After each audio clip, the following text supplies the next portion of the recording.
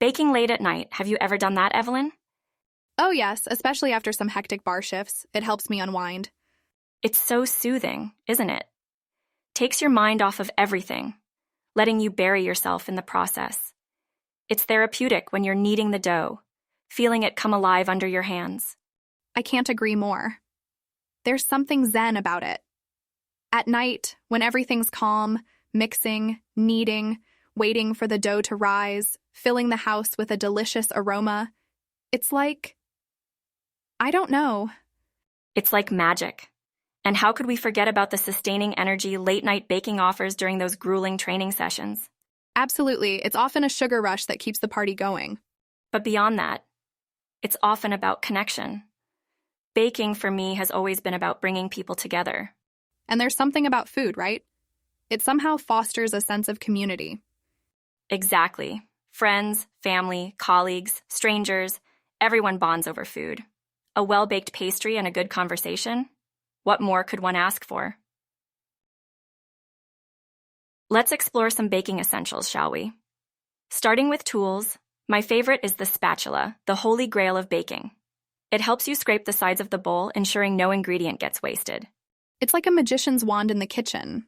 I can see why you love it so much, and I'll tell you, my absolute favorite is the mixer. It takes out the hard work of stirring and creates perfect consistency. Without one, baking can be really tiring. Right. You need your arm strength to lift those delightful pastries into your mouth, not to do the whole stir, stir, stir. I can't argue with that logic. Now let's talk about core ingredients. I think the eggs play a vital role in baking, right? I've always been curious, is there a specific number of eggs used in Korean pastries? In fact, many Korean recipes actually require fewer eggs than their French counterparts. Though when we do use eggs, we often rely on just egg whites to give our pastries their signature lightness. Interesting. That's in contrast with French pastries that mostly use whole eggs, which, by the way, give them that rich, creamy consistency. Exactly. It's all about that buttery indulgence. Speaking of which, butter is our next essential. In French pastries, it adds a depth of flavor and irresistible flakiness.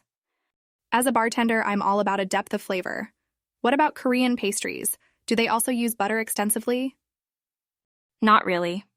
Most of the time, we substitute traditional fats like lard or vegetable shortening for butter. This gives our pastries a slightly different but equally delicious texture. Speaking of core ingredients, sugar is a pillar of French pastries. It lends the sweet touch which makes the desserts irresistible, but also serves a scientific purpose. Oh, care to share that with us? Sure, sugar not only sweetens but also provides moisture and tenderness to the pastries. It plays a crucial role in the Maillard reaction, where it browns and caramelizes under heat, providing that golden crust. That explains why my sugar-sprinkled pastries always look so much tempting. Any similar scientific role for ingredients in Korean pastries? Certainly. An ingredient we use a lot in Korean baking is rice flour. The high starch content in the rice flour gives our pastries a unique texture. It's also what makes them so light and airy. Sounds like baking really is a blend of science and art. Is there any special step in baking that's crucial for the outcome? One important step is creaming. This is when you beat sugar and fat together until it becomes light and fluffy. It traps air in the mix, which then expands as it bakes, making your pastries rise. Ah, light and fluffy, the hallmark of a good pastry. Making perfect pastries is not that easy, but understanding the basics sure does make it seem less daunting. Evelyn, I detected a hint of curiosity in your voice earlier. Are there any particular French pastries that you're a fan of? Yes, that's right. I love many French pastries, but the crème brûlée has a special place in my heart. It's just so rich and indulgent, I can't resist. The dreamy cream, the slight crunch of the caramelized sugar on top, it's a delicious symphony in a ramekin. Ah, crème brûlée. The art of balancing the creaminess and the caramelized sugar top is something worth appreciating. And it's a great example of how French pastries can be simple, yet enchanting. The simplicity of it is deceptive, isn't it? There's a whole lot of delicate balance involved. And what about you, Chloe? Have a favorite Korean pastry to recommend? There's this bakery in Seoul where I tried gyeongju bread the first time. Do you know it? It's a small round pastry filled with sweet red bean paste. The exterior appears to be rugged, but once you bite into it, the mild sweetness perfectly complements the red bean. The appearance does sound interesting. I love the texture created by red bean paste in pastries. Is it a traditional Korean pastry? Indeed it is. These pastries date back centuries. They're from the city of Gyeongju in South Korea and hold a lot of cultural significance. Much like our French pastries, Korean pastries also carry a lot of history and tradition. That's incredible. As simple as food may seem, it's a beautiful testament to centuries of culture and tradition, isn't it? Yes, nothing brings cultures together quite like food. And these pastries, be it French or Korean, they tell stories. Stories of people, time, and love. Speaking of pastries, have you ever experienced unevenly cooked or dense results, Evelyn? You're reading my mind, Chloe. That's exactly what I struggle with when I try baking at home. I'm sure we're not alone in this. Many of our fellow bakers have definitely faced this problem. Let's go down the rabbit hole, shall we? Sure, let's. Firstly, unevenly cooked pastries can happen due to irregular heating in your oven. To avoid this, try rotating your pastries halfway during baking. Be mindful of oven hot spots. That's helpful advice. And what about dense pastries? What could cause them? Oh, that? Dense pastries could mean that there's not enough air incorporated into the batter, or the pastry hasn't risen properly. The culprit could be improper blending or dead yeast. Is there a surefire way to avoid such issues, Chloe? While there's no one-size-fits-all solution, meticulous measuring, understanding the roles of ingredients, and having a feel for the dough can take you a long way. Take choux pastry, for instance. It's notoriously challenging, but with the right understanding of temperature and moisture content, you can master it. Sounds like a fun challenge. Can't wait to nail it next time. That's the spirit, Evelyn. Baking is all about patience, learning, and enjoying the process. Remember, even the best bakers have their off days. Ultimately, the goal is to have fun and savor the results, literal fruits of your hard work. You've got your basics right and your oven temperature checked, but sometimes the pastry still doesn't fluff up as it should. Sounds familiar, Evelyn? Oh, you bet. I've lost count of how many times I've had to deal with that frustration. What causes the pastry to go flat, Chloe? When a pastry fails to fluff up, overmixing or undermixing the batter could be the problem. Mixing incorporates air into the batter, creating a foam structure, which eventually helps the pastry to rise in the oven. Overmixing can break down this foam structure, while undermixing won't allow enough air to be incorporated. Either way, the pastry ends up flat. Ah, I see. So, it's all about how well we mix. But how do we know if we have overmixed or undermixed the batter? Observing the batter consistency can provide clues. An undermixed batter will still have some dry flour, while an overmixed batter can become thin and runny due to the excessive gluten development. Ideal batter will have a smooth, thick consistency. And remember, when it comes to mixing, it pays to be gentle and patient. A little extra time or effort can mean the difference between flat, hard pastries and light, fluffy ones. Smooth and thick. Got it. So what steps can we take initially to ensure our batter is done just right? It's simple. Your go-to hack should be the 10-second rule. After mixing the ingredients together, lift your whisk or spoon. If the trail of batter breaks after roughly 10 seconds, it's just right. Now, bear in mind, this isn't an exact science and can vary depending on the particular recipe.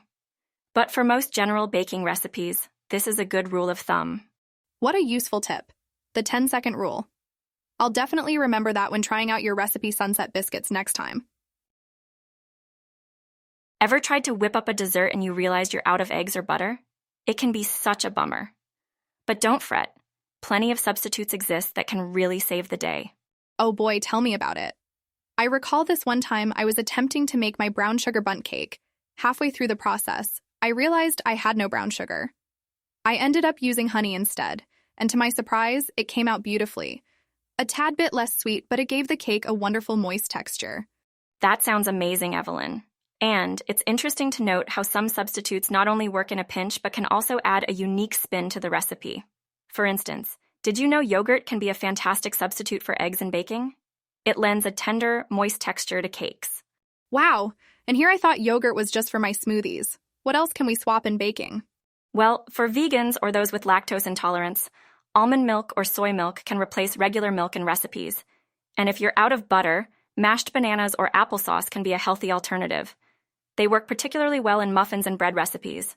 Now, bananas I have, and honestly, I can't wait to try this out in my banana bread recipe. Any tips on how to substitute sugar? Good question. Honey, like you mentioned earlier, works exceptionally well. Maple syrup or agave syrup are also excellent natural sweeteners. However, they are quite potent, so you would need less of them compared to regular sugar. Speaking of inclusivity, let's talk about vegan and diet-specific baking. As an example, one of my friends is vegan, and initially, she was quite hesitant about baking pastry items. She was under the impression there wouldn't be enough options given the dietary restrictions. I imagine it's because traditional baking often depends on eggs, butter, and dairy. Where did she even begin? Initially, she did struggle. But, baking is a creative process. It's about adapting and experimenting. For example, eggs are usually used for binding and adding moisture. So she started substituting it with mashed bananas, applesauce or chia seeds mixed with water. It adds a moist, tender crumb and also keeps the baked goods from drying out. You mentioned butter. What's the alternative? Coconut oil or vegan margarine are fantastic substitutes. And for people with lactose intolerance, they can replace the milk with almond or soy milk. Chloe, what about gluten-free options? I have some friends who have gluten allergies. Is it possible that they can bake without flour? Absolutely yes, Evelyn. Gluten-free flours made from almonds or oats can be good alternatives. Even cornstarch or rice flour can be used. Remember, it's not about following a recipe to the T, it's about adapting and creating something you love and can eat. Gosh, I wish more people understood that. We often associate baking with complex processes that require very specific ingredients, but it sounds like there's more flexibility than we realize. You're absolutely right, Evelyn. The joy of baking comes from the process and creativity. And when you create something that not only tastes good, but also meets your dietary needs, it's a win-win, don't you think? I think baking not only requires creativity, but also precision, don't you, Evelyn? That's right, Chloe. It's like a much more delicious version of science. Exactly. And speaking of precision, measuring ingredients correctly is a key part of successful baking. For example, using measuring cups or digital scales can ensure you get your ratios right. That's interesting. I would have thought as long as the flavors meld well, you wouldn't need to be precise in measurements. What about mixing? Is there a trick to it? Actually, yes. Overmixing can lead to tough pastries because it develops too much gluten. On the other hand, undermixing can leave you with a gritty texture. Therefore, it's about finding the sweet spot. Giving the ingredients a good mix until they are just combined usually works the best. And what role does temperature and baking time play in this? Oh, those are very crucial, Evelyn. You have to preheat your oven because baking at a consistent, correct temperature is key to getting the desired texture and avoiding sunken or unevenly baked pastries. Similarly, adjusting the baking time according to the size and type of pastry can result in a perfectly golden brown and fully cooked pastry. Now, I can imagine that sometimes you might bake more than you can eat in one go. What's the best way to store or freeze the leftovers for later? Great point, Evelyn. We need to cool baked goods completely before storing them to prevent condensation, which could lead to soggy pastries. For freezing, wrap your pastries tightly in plastic wrap, and then put them in a Ziploc bag. They can be good for up to 3 months. Personally, I found baking to be such a solace in the wee hours of the night. After intense dance practices or when I'm feeling stressed out, baking has always been my safe haven.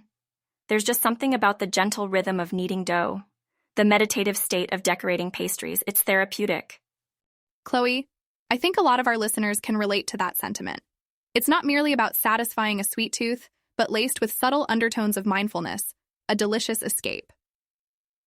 While I'm still exploring the world of baking, I've come across a few common fears, though. Can crusty bread be just as therapeutic as soft pastries, and what's the secret to rolling that perfect layered dough? Great questions, Evelyn. I believe each person finds comfort in different types of baking. For some, the lattice top of a pie might be their tactile mediation, while others might find peace in the simple act of making a soft and fluffy sponge cake.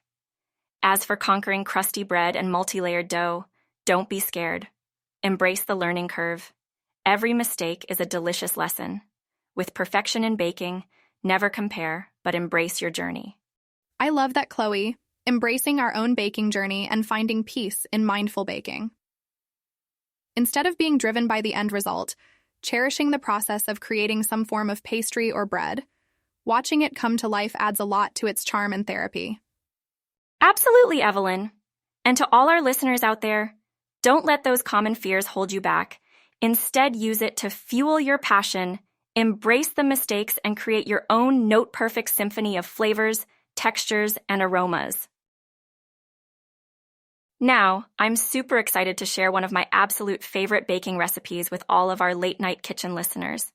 It's a special treat that blends my French and Korean roots, a matcha and red bean eclair. Matcha and red bean eclair. Sounds delicious and intriguing, Chloe. Please do share the recipe and the story behind this fusion dessert. The story. Well, the matcha and red bean eclair was actually a recipe I stumbled upon quite by accident. I was trying to put together a standard eclair, but I ran out of chocolate for the ganache. All I had on hand was a tin of matcha powder, and being the adventurous soul I am, I decided to mix it in. For even more texture, I decided to add a Korean twist by incorporating the ever-so-popular red bean paste in the filling. To recreate this pastry, you start by prepping choux dough. It's a standard recipe involving water, butter, sugar, salt, flour, and eggs. Once that's ready, pipe it into long strips and bake until golden brown. Let those cool. In the meantime, prepare the matcha glaze. This is simply a blend of powdered sugar, matcha powder, and a little bit of milk to balance the consistency. For the filling, I use a store-bought red bean paste. Just whip it until it's nice and fluffy. After the eclairs have cooled down, you slice them in half like a sandwich. Add a generous dollop of the red bean paste and then coat the top of the pastry with the matcha glaze. Dust it off with a sprinkle of powdered sugar, et voila, your very own matcha and red bean eclair, ready to be relished. Sounds like a culinary delight, Chloe. The combination of matcha and red bean seems very unique. Can't wait to pair it with a lovely libation. Pairing pastries with the perfect drink isn't always a straightforward task. Especially with such a unique flavor profile like the matcha and red bean eclair, it could be a tricky affair. Given the earthy matcha and sweet red bean combination in my eclair, what would you choose?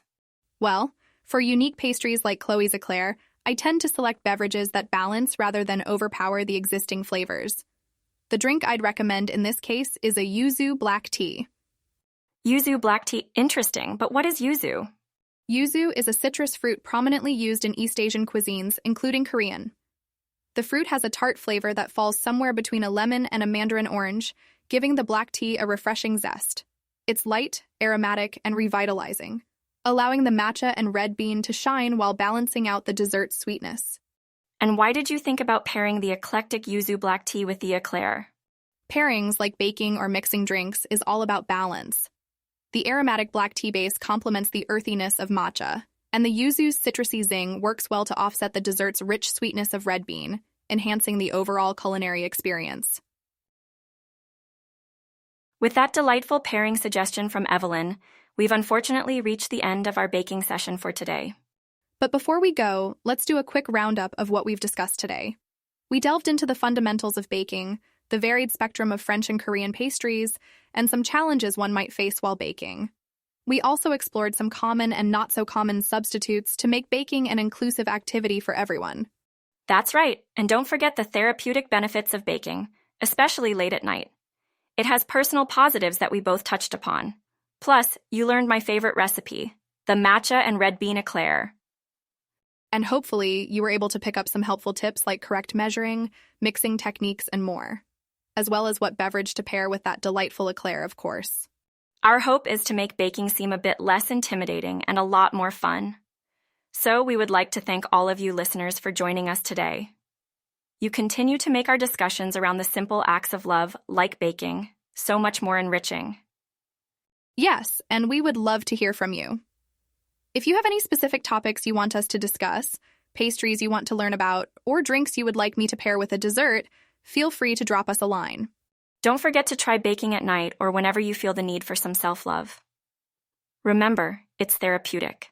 And as we say, when you bake with love, you feed the soul.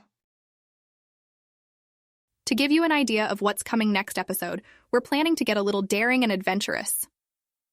Oh, absolutely, Evelyn. Next time, we have an exotic fusion-themed baking episode where I will be marrying the French art of pâtisserie with bold Korean flavors.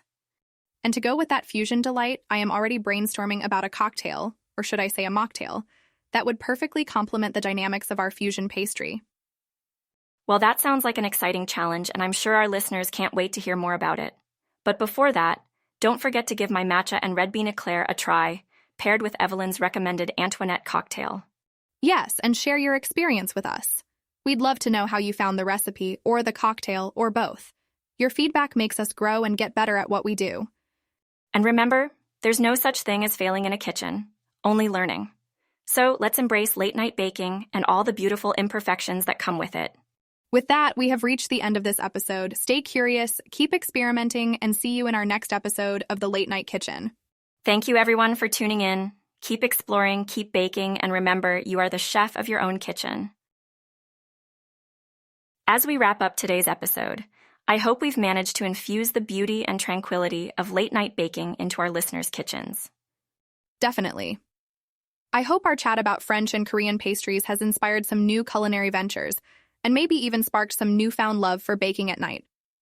And remember what we said about embracing the journey of baking, every bit as much as the product. Even the spectacular flops teach us something. Learning, experimenting, having fun are all integral to the baking process. The result, be it a beautiful pastry or a delightful cocktail, is just the cherry on top. I'd also like to add, don't be afraid to exchange baking tips and tricks with others. After all, who knows better than fellow bakers? Sharing makes the experience more interactive and enriching. Absolutely, Chloe. And with that final piece of advice, let's successfully wrap up this episode. To everyone out there courageously venturing into their kitchens after sunset, we bid you a good night and happy baking. See you next time on Late Night Kitchen, where we will continue our culinary adventures together.